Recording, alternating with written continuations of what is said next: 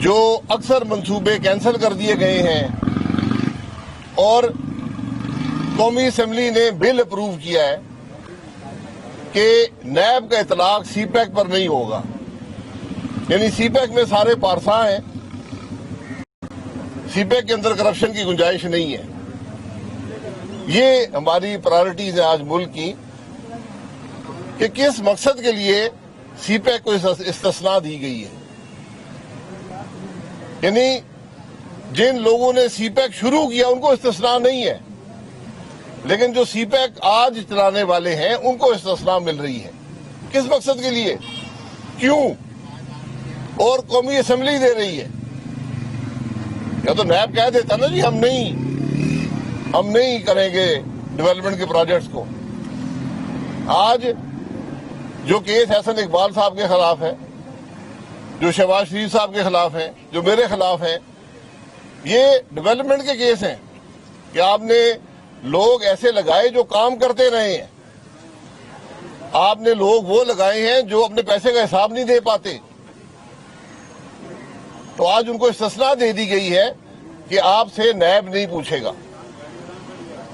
तो हम तो इंतजार कर रहे हैं कि सुप्रीम कोर्ट शायद सुओ मोटो नोटिस ले ले कि आईजी पुलिस को किसने अगवा किया और ये ऐसे कानून क्यों बन रहे हैं जो एक इदारे के लिए, एक शख्स के लिए बनाए जा रहे हैं, तो उनको इस्तिस्ना दी जाए। हम तो चाहते हैं कि ये नैब का जो इदारा है इसको खत्म करें ताकि मुल्क चले। अगर आप समझते हैं ये बहुत अच्छा इदारा है, ये जरूरी है मुल्क के लिए, तो फिर इस्तिस्ना क्यों दे रहे हैं?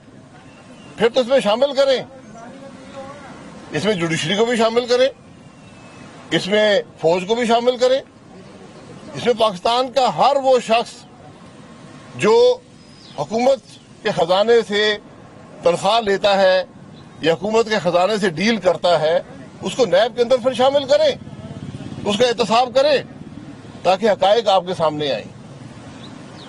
आज हुकूमत बताए ना 2.25 साल के अमल में उसने कौन सी करप्शन पकड़ी है। मैं तो आज चीनी की 300 अरब की करप्शन, गंदम की शायद 400 अरब से ऊपर चली गई है, मुख्तलिफ नंबर्स हैं, लेकिन कोई नंबर भी 400 अरब से कम नहीं है। ये करप्शन पाकिस्तान की काबीना ने और पाकिस्तान के वज़ीर आज़म ने की है।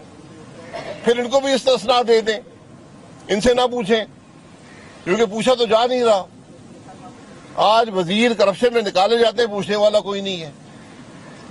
अवाम की जेब से पैसा जा रहा है, काबीना के फैसलों से कोई पूछने वाला नहीं है। ये तमाम मामलात जो हैं, इस तरह मुल्क नहीं चल सकता। और आज पीडीएम से खाइफ होकर वफाकी वज़रा सारा दिन लोगों की पर इल्जाम लगाने में, लोगों पर की बेइज्जती करने में मसरूफ रहते हैं, अपनी मिनिस्ट्री की परवाह नहीं है। तो मेरी इन वज़रा से गुजारिश है कि जरा ये भी अवाम को बता दिया करें कि आपकी मिनिस्ट्री ने कौन सा काम किया है पिछले 2.25 साल में, आपकी काबीना ने कौन सा काम किया है। तो आज ये मुल्क की हालात है। जी सर, दो चीजें समझना चाहता हूँ कि लाहौर के अंदर भारत के झंडे वगैरह क्या लाहौरी भारत पाकिस्तान से ज्यादा भारत को पसंद करते हैं। दूसरा ये कि शेख रशीद साहब ने एक स्टेटमेंट दी थी कि दिसंबर तक चीन लीग बनेगा, तो शहबाज शरीफ से तो उन्होंने मायूसी का इजहार किया है और दूसरा नाम चीन से आपका शुरू होता है, क्या आपसे भी मायूसी होगी शेख रशीद साहब? मैं देखें, जिस आदमी का किरदार ना हो उसकी बातों में मैं कमेंट नहीं करता। हिंदुस्तान में ये पता करने की जरूरत है कि लाहौर के अंदर हिंदुस्तान के जलसे किस, ये जो झंडे थे और पोस्टर थे, ये किसने लगाए थे। आज चले कराची में तो शुक्र है कि वफाकी वजीर ने अपना फोटो भी लगाया हुआ है, पूरी फोटो भी लगाया हुआ है कि ये मैंने लगाया। चले अब ये बता दें कि अपने पैसे से लगाया है या हुकूमती पैसे से लगाया है। अगर अपने पैसे से लगाया है तो ये बता दें टैक्स कितना अदा करते हैं, क्योंकि लाखों के पोस्टर लगे हुए हैं। तो इसी तरह लाहौर में भी पोस्टर लगे, ना लगाने वाले का पता है ना उसका मकसद पता है। कहते हैं जी यार सादिक साहब ने जो कुछ कहा कौमी असेंबली में कहा है वो अवाम को दिखा देंगे यार सादिक साहब ने क्या कहा है।